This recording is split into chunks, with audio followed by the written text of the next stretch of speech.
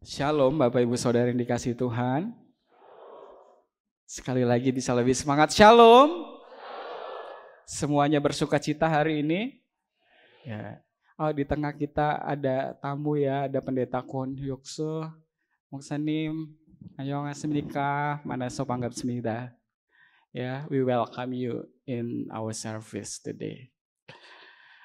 Pengumuman Bapak Ibu, nanti setelah ibadah ini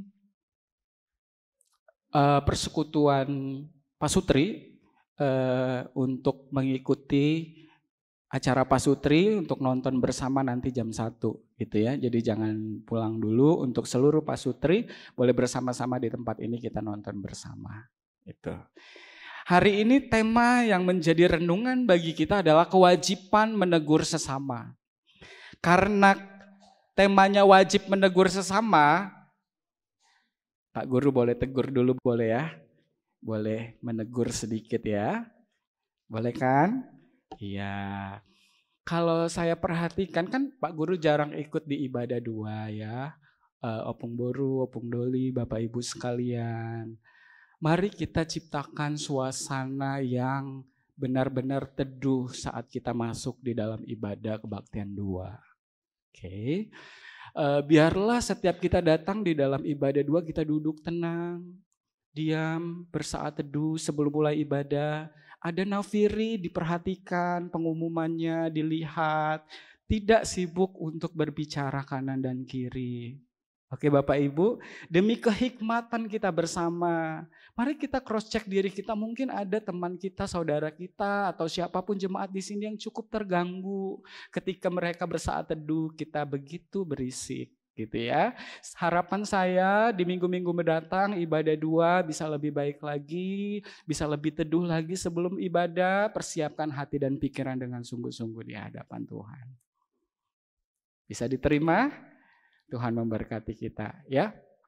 Hari ini tema kita menegur sesama. Ini adalah bagian dari khotbah John Wesley Bapak Ibu ya. Jadi Bapak Gereja kita John Wesley memiliki kumpulan-kumpulan khotbahnya. Dan salah satu minggu lalu kita juga udah belajar tentang salah satu khotbah John Wesley. Dan hari ini khotbah John Wesley yang ke-65, kewajiban menegur sesama. Kenapa menegur itu wajib? Kita mau belajar. Dan bagaimana kita menegur Bapak Ibu hari ini ya. Kita menegur sesama kita yang berdosa, yang bersalah. Ya. Hal ini sangat erat kaitannya ya, sangat akrab di dalam kehidupan kita bukan? Siapa di sini Bapak Ibu yang suka ditegur? Jarang kita yang suka ditegur, bener enggak? Jadi kalau misalnya ada orang yang menegur kita, oke, mungkin kita terima saat dia menegur. Tapi saat sesudah itu di belakang kayak, kenapa ya dia menegur saya kayak gitu tadi ya? Nah, mulai dipikirin gitu ya, mulai nggak suka. Dan ada juga yang tidak suka menegur sesama. Kita ngelihat nih saudara kita melakukan salah, hidupnya salah, ada dosa yang dia lakukan. Kita lihat, kita tahu. Tetapi kita tidak berani untuk menegur. Nah, hari ini Bapak Ibu, bagaimana kita sebagai keluarga kerajaan Allah, anggota tubuh Kristus, komunitas yang hidup di GMI Jakarta Pusat khususnya, boleh memperhatikan satu sama lain, boleh menegur ya yang salah. Kerap kali Bapak Ibu, kita segan untuk menegur orang lain yang melakukan kesalahan dengan banyak alasan. Pertama, oh diam adalah emas. Kan nanti akan segera lupa juga, ya kan? Nggak jadilah kita menegur, betul? Yang kedua, takut membuat orang tersinggung dan marah. Nanti kalau kuperingatkan dia kesalahannya marah pula, dia itu kan Bapak itu temperamen kali. Udah nggak jadi lagi menegur, betul? Takut tersinggung. Dan yang sering banyak terjadi dalam kehidupan kita adalah saya sendiri belum sempurna, masih berdosa saya. Biarlah orang lain saja yang menegur. Saya, udahlah gitu, gak usahlah menegur gitu. Benar Bapak Ibu Saudara? Hal menegur sangat sulit. John Wesley sendiri ngomong ini adalah satu pekerjaan yang berat untuk menegur orang di dalam kesalahannya. Tetapi firman Tuhan mengatakan bahwa ketika kita tidak menegur orang yang bersalah, kita tahu dia bersalah, kita tidak menegurnya, kita berdosa. Oke. Kita buka Alkitab sama-sama dari Imamat pasal 17, Imamat 19 ayat 17.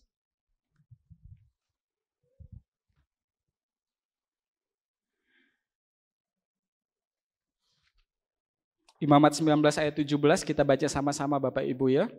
Sudah dapat? Imamat 19 pasal 19 ayatnya yang ke-17. 1, 2, 3. Janganlah engkau membenci saudaramu di dalam hatimu, tetapi engkau harus berterus terang menegur orang sesamamu, dan janganlah engkau mendatangkan dosa kepada dirimu karena dia. Jelas firman Tuhan ini mengatakan ya.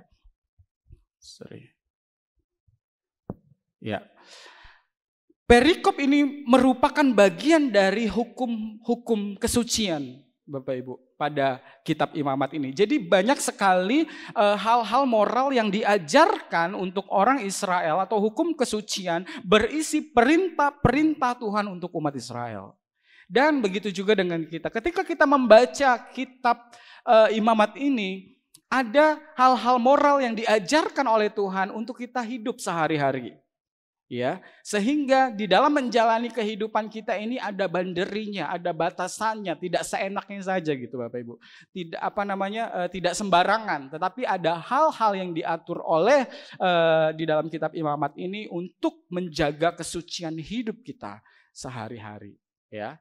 Tadi di dalam kitab Imamat ini dijelaskan jangan engkau membenci saudaramu di dalam hatimu, ya. Tetapi engkau harus berterus terang menegur orang sesamamu dan janganlah engkau mendatangkan dosa atas dirimu. Artinya Bapak Ibu Saudara yang dikasihi Tuhan,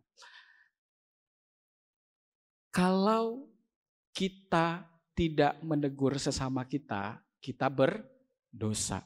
Dan juga terkadang ketika kita melihat saudara-saudari kita melakukan dosa, kita ada kebencian di hati. Ih, kok dia melakukan itu ya? Udah di dalam hati aja, hati-hati. Ketika kita membenci saudara kita karena dia melakukan dosa dan kita hanya menyimpannya di hati kita saja, kita berdosa. Jadi kitab ini katakan bahwa janganlah engkau mendatangkan dosa kepada dirimu karena dia. Jadi harus ditegur. Bapak Ibu, kenapa kita harus menegur? Yang pertama, memberitahu siapapun tentang kesalahannya. Terkadang Bapak Ibu manusia atau saudara-saudara kita dia nggak tahu kalau dia berbuat salah, bener gak? Orang yang melihat yang tahu, oh ini salah loh gitu. Kita menegurnya. Jadi salah satu fungsi kenapa kita harus menegur, memberitahu siapapun atau saudara kita tentang kesalahannya. Supaya dia menyadari tentang kesalahannya. Yang kedua, bentuk kasih kita sebagai tubuh Kristus. Bapak Ibu Saudara, kalau kita tidak mengasihi anggota tubuh Kristus, tidak mengasihi jemaat antara jemaat, tidak mungkin kita mau menegur. Pasti cuek. Benar enggak? Ya kan?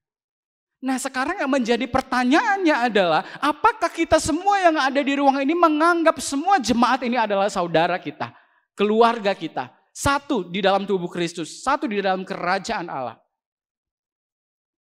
Kalau iya, seharusnya kita berani untuk menegur kesalahan saudara-saudara kita. Bagaimana dengan kita Bapak Ibu? Ya. Dan yang ketiga Bapak Ibu, agar kita tidak berdosa. Tadi Alkitab dengan jelas katakan kalau kita membiarkan orang yang berdosa, kita juga akan berdosa. Ya. Mungkin ada kita tidak bisa oh kok dia melakukan ini, kita benci terhadap dosanya. Tetapi saya mau katakan bahwa kita harus mengasihi dia sebagai keluarga kita. Ketika kita mengasihi dia sebagai keluarga kita, keluarga kerajaan Allah, sudah seharusnya kita tegur ketika dia melakukan kesalahan. Ya. Nah, hari ini kita mau belajar dari John Wesley, bagaimana caranya. Di dalam khotbah John Wesley ada beberapa Bapak Ibu ya, banyak poin-poin bagaimana dia mengajarkan untuk caranya kita menegur sesama kita. Menegur komunitas yang beriman gitu ya, di dalam kelompok gitu.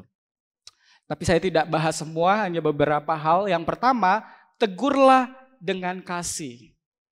Ya. Tegurlah dengan kasih. Kasih sayang penegur akan menyebar ke hati yang ditegur.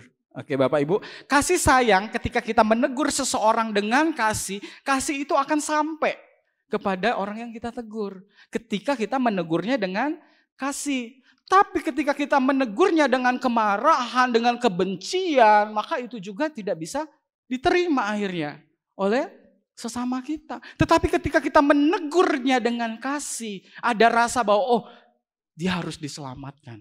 Oh, dia harus hidup benar. Dia tidak boleh terus-terusan jatuh. Ada kasih kita terhadap saudara-saudari kita.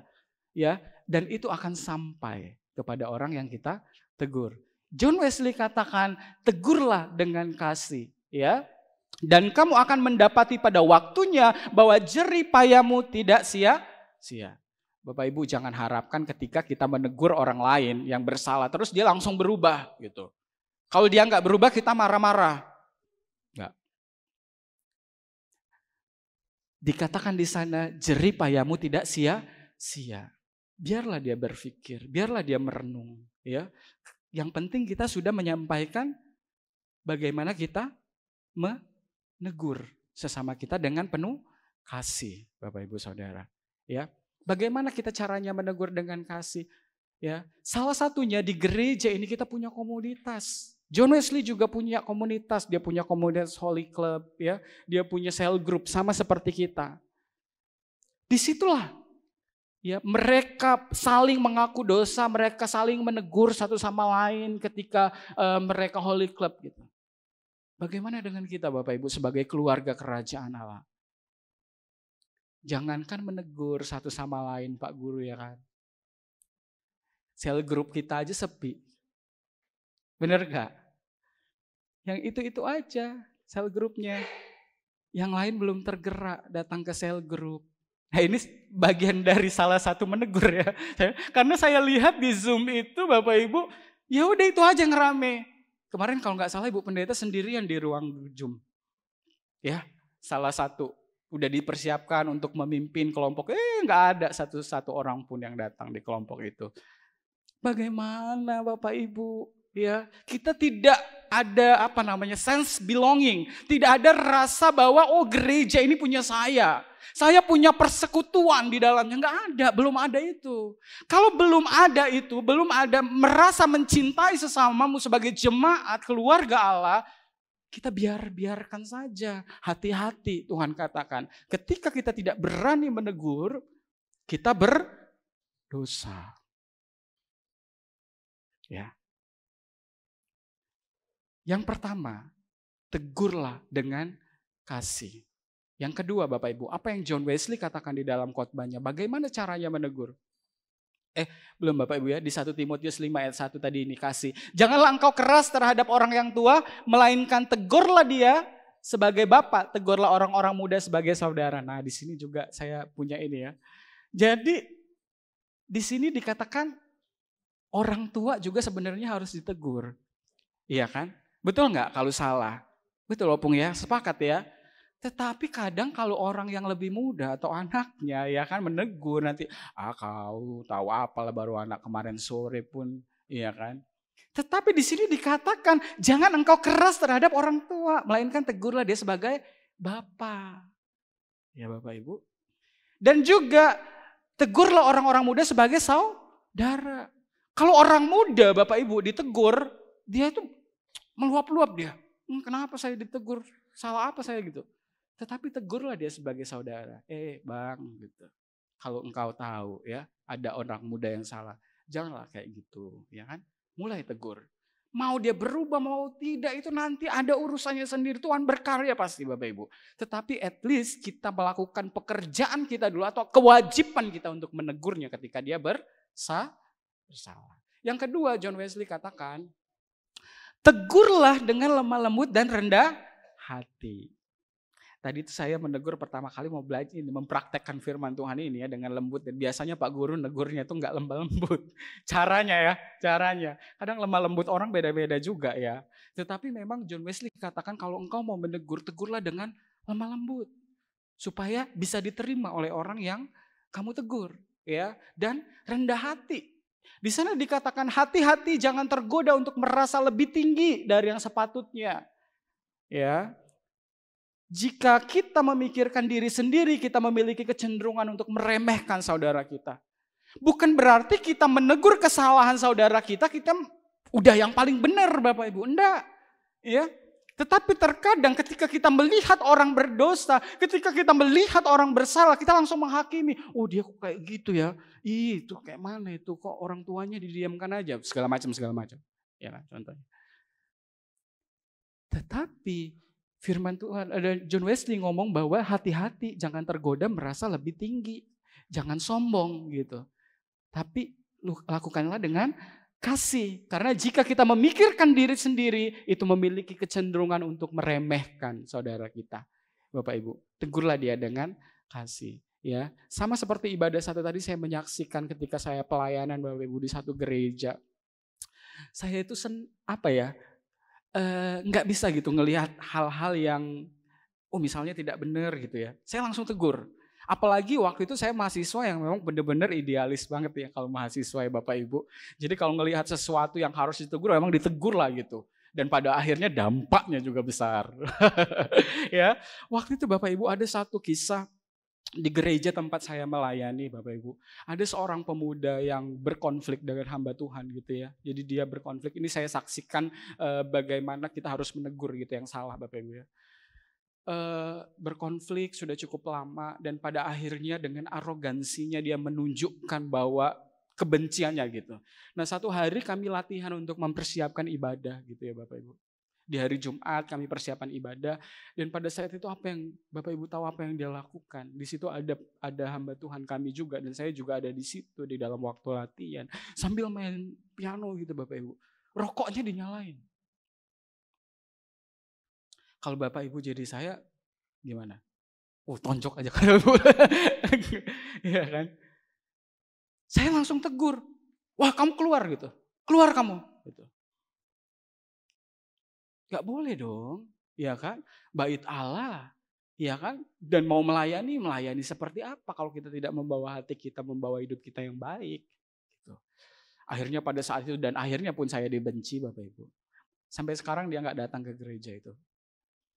Ya puji Tuhan saya melihat kehidupannya dia masih tetap bergereja walaupun tidak di gereja itu. Tapi at least ya saya sudah minta maaf, saya sudah maafin kalau Pak Guru terlalu kasar gitu ya. Tapi even ya tidak diterima ya udah, yang penting kita jalankan kewajiban kita untuk menegur. Karena saya di pemuda remaja, jadi konfliknya banyak dengan pemuda remaja Bapak Ibu. Kalau Bapak Ibu masuk ke jemaat lagi terus majelis masih banyak lagi ya di situ ya kan. Nah satu kali kami pelayanan, iya kan, si pemuda ini melayani jadi singer Bapak Ibu. Terus roknya pendek banget gitu kan. Ya mungkin culture atau budaya ya, budaya setempat. Tapi bagi saya kayak mengganggu gitu ya. Kok masa dia di depan dilihat banyak orang terus roknya pendek kali gitu. Terus habis ibadah saya tegur.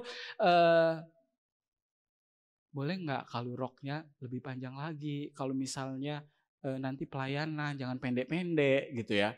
Terus apa Bapak Ibu? Marah dia sama aku, ya kan? Wah ini aku nggak mau ke gereja lagi selagi Bang Agus di situ. Aduh, salah lagi ya kan?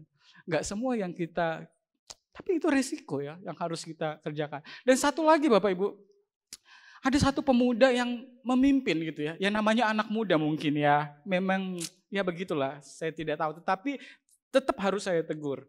Jadi worship leader di depan, dia mengajak kita penyembahan dengan begitu indah, dengan begitu bagus. Tapi ketika satu hamba Tuhan berkhotbah ya, dia keluar. Nah kalau gereja kami itu kan kedengeran Bapak Ibu, dari pintu luar itu sampai ke dalam gitu ya. Jadi dia keluar nyanyi-nyanyi lagu dunia sama ada orang-orang di depan situ gitu loh. Wah ini apa nih, nggak bener lagi nih sampai kedengeran karena si pengkhotbahnya keganggu gitu. Saat dia, langsung waktu itu saya tegur. Mungkin salah kan caranya tegurnya Bapak Ibu. Wah kamu ya, saya bilang, kamu tadi mimpin pujian Mbak ini, sekarang kamu begini gitu, mengganggu ibadah segala macam. Dan salahnya saya memang waktu itu lepas kontrol, di situ banyak orang ya. Seharusnya saya tarik dulu ya kan.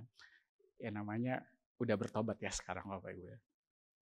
Dan akhirnya Bapak Ibu dia nangis, dia pulang dari tempat itu, iya kan, yang tadinya kita begitu dekat sekali, akhirnya ya renggang. Sampai sekarang ya udah, saya udah minta maaf segala macam, udah direlai apa segala macam, dan ada orang-orang yang membuat kami berjumpa, orang ketiga segala macam, dan dia juga tidak bisa terima, ya udah gitu.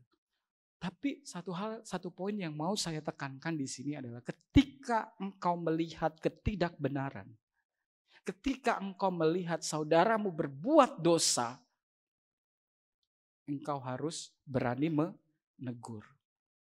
Jangan biarkan keluarga kita, anak-anak kita, suami kita, istri kita seperti cincai-cincai apa bahasanya ya? Kayak menerima saja gitu. Iya kan? Dia mau melakukan dosa, mau melakukan ini, terima saja. Jangan Bapak Ibu, harus berani. Kadang menegur orang yang lebih terdekat itu juga susah ya. Betul enggak? Tetapi kita harus berani Bapak Ibu. Supaya keluarga kita kembali. Tidak melakukan yang salah. Ketika itu harus ditegur, tegurlah. Tadi Bu Pendeta ingat Imam Eli tidak menegur anak-anaknya. Ya kan? Dan akibatnya luar biasa. Bagaimana dengan kita Bapak Ibu? Bagaimana dengan anak-anak kita? Sudahkah kita menjadi seorang yang menegur kesalahan? Ya. Mari kita renungkan. Ketika engkau mau menegur sesamamu, menegur saudaramu, menegur keluargamu, tegurlah dengan lemah lembut dan rendah hati. Yang ketiga, apa yang Wesley katakan di dalam khotbahnya, bagaimana caranya untuk menegur? Ya, ini tadi Yakobus 1:20, sebab amarah manusia tidak mengerjakan, jadi harus rendah hati Bapak Ibu ya. Yang ketiga, lakukanlah dengan sangat serius. Wesley katakan, ya, whenever you reprove, do it with great seriousness. Sungguh-sungguh. Jadi kalau mau menegur orang yang bersalah, jangan bercanda-bercanda. Gak punya kuasa Bapak Ibu. Tegurlah dengan serius. Salah satunya, lakukanlah dengan sangat serius. Salah satunya dengan menggunakan kebenaran Alkitab. Kalau memang dia melakukan sesuatu yang melanggar kebenaran firman Tuhan, kasih ayat Alkitab yang menyatakan kesalahan. Benar kan? Alkitab itu menyatakan kesalahan kan? Mungkin kita terbatas Bapak Ibu untuk menegur sesama kita yang berdosa. Tetapi firman Tuhan itu penuh kuasa menegur sesama kita. Ya, lakukan dengan sungguh-sungguh, lakukan dengan serius. Nah, tentunya kalau kita mau menegur sesama kita yang bersalah, yang berdosa, kita pun hidupnya harus dijaga. Bagaimana kita bisa menegur orang lain tetapi kita melakukan kesalahan? Tidak bermakna. Tetapi kita menjaga hidup kita agar kita juga dapat menjadi teladan dan mampu menegur sesama kita yang bersalah. Ya. Jelas firman Tuhan katakan dalam Ibrani 4 ayat 12, di sana dikatakan, sebab firman Allah hidup dan kuat dan lebih tajam daripada pedang bermata dua manapun, ia menusuk amat dalam sampai memisahkan jiwa dan roh, sendi-sendi dan sumsum, ia sanggup membedakan pertimbangan dan pikiran hati kita. Ya, jangan takut ketika engkau menggunakan firman Tuhan. Tentunya bukan untuk main-main Bapak Ibu ya. Menegur dengan kasih dan lemah lembut tadi. Ada kuasa firman Tuhan yang bekerja di dalam hati orang yang kita tegur. Ya. Jadi hari ini ketika engkau melihat, jangan takut.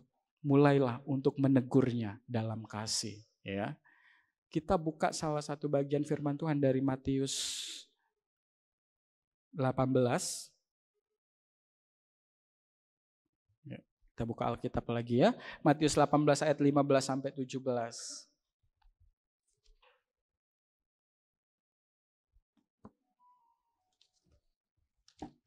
Matius 18 ayat 15 sampai 17 saja. Kita baca sama-sama pelan-pelan Bapak Ibu ya. 1, 2, 3. Apabila saudaramu berbuat dosa, tegurlah dia di bawah 4 mata. Jika ia mendengarkan nasihatmu, engkau telah mendapatnya kembali. Jika ia tidak mendengarkan engkau, bawalah seorang atau 2 orang lagi, supaya atas keterangan 2 atau 3 orang saksi, perkara itu tidak disangsikan. Jika ia tidak mau mendengarkan mereka, sampaikanlah soalnya kepada jemaat. Dan jika ia tidak mau juga mendengarkan jemaat, pandanglah dia sebagai orang yang tidak mengenal Allah atau seorang pemungut cukai. Ya, di dalam Matius ini sudah sangat jelas bagaimana kita harus menegur. Ada step-stepnya ya dari 3 ayat ini. Yang pertama Bapak Ibu, ya bagaimana menegur? Tegur ia terlebih dahulu secara pribadi. Panggil, ajak ngomong 4 mata. Betul ya? Ajak ngomong 4 mata, kamu tadi melakukan ini, seharusnya begini, dengan kasih tadi tetap lakukan, ya kan? Nah kalau tidak berhasil juga, dia tidak melakukan kesalahannya, dia berontak apa segala macam, barulah yang kedua firman Tuhan tadi katakan ya, libatkan pihak kedua atau ketiga yang berkompeten untuk bersama-sama menegurnya. Ya. Pada langkah kedua ini Bapak Ibu harus ada beberapa orang saksi pada saat wawancara atau bersama orang yang kita tegur. Ya, keikutsertaan 2 atau 3 orang saat kita menegur seseorang itu ada 2 alasan. Yang pertama, teguran yang diberi oleh 2-3 orang adalah lebih kuat daripada teguran atau ucapan 1 orang saja. Betul enggak? Ya, mungkin dia nggak bisa terima kalau kita cuma ngomong, tetapi kalau sudah ada 2-3 orang, berarti ada konfirmasi tentang kesalahannya. Betul ya? Jadi, mereka merasakan hal yang sama terhadap kesalahan saya, gitu ya. Yang kedua, dengan 2 orang tambahan itu, pembicaraan akan menjadi lebih matang dan lebih lengkap. Jadi saling melengkapi. Sehingga yang ditegur itu bisa gitu ya kembali. Dan kalau ini berhasil Bapak Ibu, mereka akan menjadi sahabat, menjadi dekat gitu ya. Memulihkan hubungan si orang ini juga dengan Tuhan dan dengan sesama. Hal itu bertujuan untuk mengajak saudara kita yang berdosa kembali ke dalam jemaat, kembali ke dalam kehidupan benar, kembali untuk hidup sesuai dengan kebenaran firman Tuhan. Nah, kalau tidak bisa juga, baru masuk ke tahap ketiga, ya. Bawalah masalahnya ke jemaat. Jelas firman Tuhan katakan. Satu pengalaman saya Bapak Ibu ketika saya melayani di Mamuju, Sulawesi Barat. Saya waktu itu datang ke sebuah gereja, ya gereja Sulawesi Barat itu gereja suku, ya. Ketepatan pertama kali saya datang ada seorang pelayan, pemain musik gitu ya, pemain musik yang mengaku dosa di hadapan semua jemaat tentang kesalahannya. Gitu ya. Mungkin ini adalah satu budaya setempat atau budaya gereja tersebut dan banyak juga budaya dari gereja-gereja tradisional seperti itu sebenarnya, ya kan? Saya cukup kaget dan waktu itu dia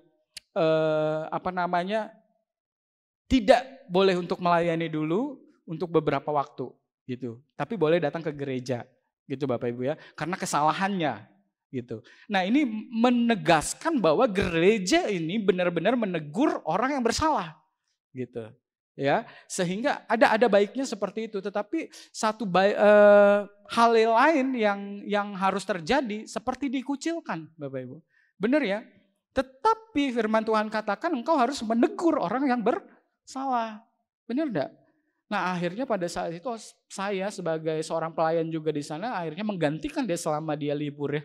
Selama dia off melayani, saya gantikan main musik di situ. Ya, saya rasa semua rencana Tuhan. Nah, ini yang ketiga Bapak Ibu. Jika seseorang yang benar-benar tidak bisa ditegur lagi oleh 2-3 orang, bawalah kepada kelompok yang lebih besar, jemaat. Salah satunya tadi apa? Cell group. Benar enggak? Cell group, undang hamba Tuhan, pemimpin cell groupnya, ini gimana, kok begini gitu. Dibahas di situ, iya kan? Ke grup yang lebih besar. Dan firman Tuhan katakan jika hal ketiga itu pun dia tidak mau ditegur, anggaplah dia sebagai orang yang tidak percaya, tidak mengenal Tuhan, pemungut cukai kalau di sini. Benar enggak? Karena Tuhan ingin kita hidup sesuai kebenarannya. Betul Bapak Ibu? John Wesley mengajarkan kepada setiap umat Metodis untuk hidup kudus, menjaga kekudusan hidupnya, menjaga hidupnya sesuai dengan kebenaran firman Tuhan. Termasuk moral-moral yang tidak baik harus dibenarin. Siapa yang menegur? Sesamanya. Jemaat Tuhan, keluarga kerajaan Allah, tubuh Kristus. Jadi Bapak Ibu, ketika engkau melihat saudaramu melakukan dosa dan kesalahan, mulailah menegurnya. Ya. Kami kadang diskusi, oh ini belum berani kita tegur ya. Kadang kan kalau kita menegur menjaga perasaan orang lah gitu kan. Oh nanti dia nggak gereja lagi gitu. Banyak Bapak Ibu yang dipikirin, oh nanti ada juga pikiran saya, oh itu tegurlah. Nanti gara-gara Pak Guru dia nggak datang lagi, semua jemaatnya marah sama Pak Guru karena dia nggak datang. Contohnya, iya kan? Tetapi firman Tuhan hari ini menegur saya secara pribadi Bapak Ibu. Karena bertentangan kan, kalau kita melihat orang yang berdosa, melakukan kesalahan, bertentangan di hati kita. Tapi kalau kita membiarkan saja, kita juga berdosa. Kayak pembiaran gitu. Ya, saya ampuni saya Tuhan, saya tidak berani untuk menegur. Bukan tidak berani untuk menegur, karena tidak siap dengan resiko-resikonya. Tetapi hari ini firman Tuhan mengingatkan saya dan saudara untuk berani ambil tindakan, menegur ketika sesama kita tidak bersalah. Di penghujung khotbahnya, John Wesley menuliskan satu pesan kepada umat Metodis di dunia ini. Ya, saya bacakan dalam bahasa Indonesia Bapak Ibu ya. Saudara-saudaraku yang disebut Metodis, saya tidak pernah mendengar atau membaca adanya kebangkitan besar atau kebangunan rohani agama yang tidak disertai dengan semangat menegur. John Wesley katakan. Gereja-gereja yang besar pun, kebangunan-kebangunan rohani yang besar pun ada semangat menegur. Betul tidak? Ya kalau misalnya salah, jemaatnya terus melakukan dosa, bagaimana gereja itu akan mengalami pertumbuhan? Betul? Bagaimana gereja itu akan mengalami kebangunan kalau di dalamnya melakukan banyak kesalahan? Bagaimana dengan gereja GMI Jakarta Pusat? Apakah kita menjadi dampak bagi orang-orang sekitar sini contohnya? Di komplek ini. Oh gereja Metodis Jakarta Pusat itu pemudanya tuh gini. Wah udah gak jadi berkat. Gimana mau maju? Ya kan? Oh itu kalau gereja itu ini suka ngomongin orang, bicarain orang gitu-gitu. Bagaimana? Right? Ya, John Wesley katakan gereja besar itu harus berani menegur. Semua penganut Metodis yang disebut demikian dimanapun adalah penentang dosa lahiriah. Jelas ajaran Wesley katakan kita harus tidak berani untuk tidak berkompromi dengan dosa-dosa lahiriah. Salah satunya melakukan kesalahan ini. Bapak Ibu Saudara, di manakah posisi kita hari ini? Apakah engkau orang yang sulit untuk ditegur? Renungkanlah kebenaran firman Tuhan ini. Atau engkau yang lebih rohani, yang lebih mengerti, tidak mau menegur. Kebenaran firman Tuhan yang menyapa kita hari ini, mengajak kita sebagai tubuh Kristus, keluarga kerajaan Allah, untuk boleh menegur sesama kita yang berdosa dan bersalah. Dan menuntun mereka kembali ke jalan Tuhan. Begitu juga dengan kehidupan kita. Mungkin kita selama ini kalau ditegur marah-marah. Mungkin kalau kita selama ini ditegur tidak terima. Bapak Ibu Saudara, orang yang menegur kita itu ingin kita menjadi baik. Ingin kita menjadi pulih. Ya, tidak mungkin orang menegur kita ingin kita menjadi buruk. Bukalah hatimu, bukalah pikiranmu untuk boleh terus memberi diri, melakukan yang terbaik, menerima saran orang lain dan mampu juga menegur kesalahan orang lain.